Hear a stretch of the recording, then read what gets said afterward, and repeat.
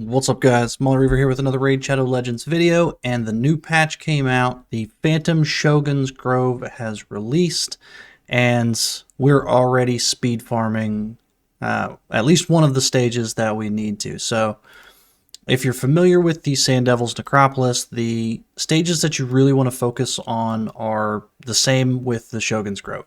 So 24, 25 as far as high as you can get. That's going to give you the best value for the greater pots or the superior oils, along with the graders. And then because you're not necessarily going to ascend all of your gear to max level, the best place to farm for the lesser pots is stage 7. So this is Sand Devil's Necropolis, and the same applies to the Shogun. So we haven't quite climbed yet. It's only been out for about an hour and a half or so. So we'll continue to do that today.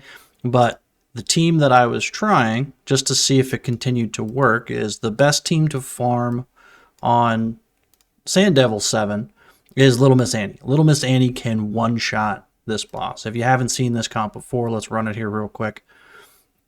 So Kaimar sleeps, Riho puts all the debuffs up, increased attack from Ghostborn, and bingo bango.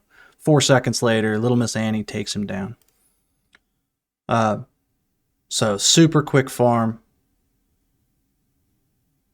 A little bit of RNG if we got a debuff resisted or something, but 4 to 8 seconds, super easy. So I wanted to see if this team worked for Shogun's Grove, and of course it does. So we switched it up a little bit. So I brought in Arbiter because the boss is actually a lot faster. I don't know the exact speed yet. I didn't look it up or test it yet, but I'm thinking he's 250 speed, where Sand Devil, he was 185. So he's much faster. So none of my champs can go first. So we can either rebuild them to go faster, or I just tossed in an Arbiter for the speed boost to make everybody go faster. In this case, we don't need to sleep him. We also don't need all the extra debuffs that Riho puts up. So the way we're going here is Arbiter's going to speed boost everybody. She's also going to put up increased attack, but so is Ghostborn. But Ghostborn's going to put decreased defense on the boss. We're going to get a little extra damage out of Gerptuck with his A3, and then the passives. And then Little Miss Annie is going to do her job. So we go through. There's a speed boost, decreased defense. Boom. 3 seconds. And this one is going to be 100% because Ghostborn is irresistible.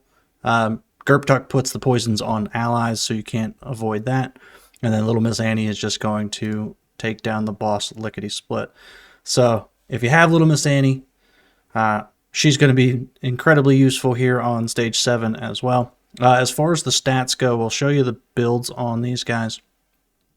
Because we just started playing with it, I don't know the minimum numbers that we're going to need for Little Miss Annie. She has to be pretty darn strong for Sand Devil, but I don't think she has to be as strong for the Shogun's Grove. So for Ghostborn, the only thing we really care about here is his speed. He has to be faster, obviously, than Little Miss Annie. He actually doesn't need accuracy on him. All we need is speed. I haven't built for other purposes, but well, again, we just tossed him in. Arbiter just has to be faster than the boss, or again, we can rebuild all of the other champions. Maybe shave off a second. I don't think so. Her animations are pretty quick. We've got Gerptuck, again, just faster than the boss. He does have 350 accuracy. I actually use him in Hydra for the double Trunda on normal. But again, just has to be faster than Little Miss Annie. And then Little Miss Annie has to be pretty strong. We can test it further to see how low we can get her stats in order to continue to one-shot the boss.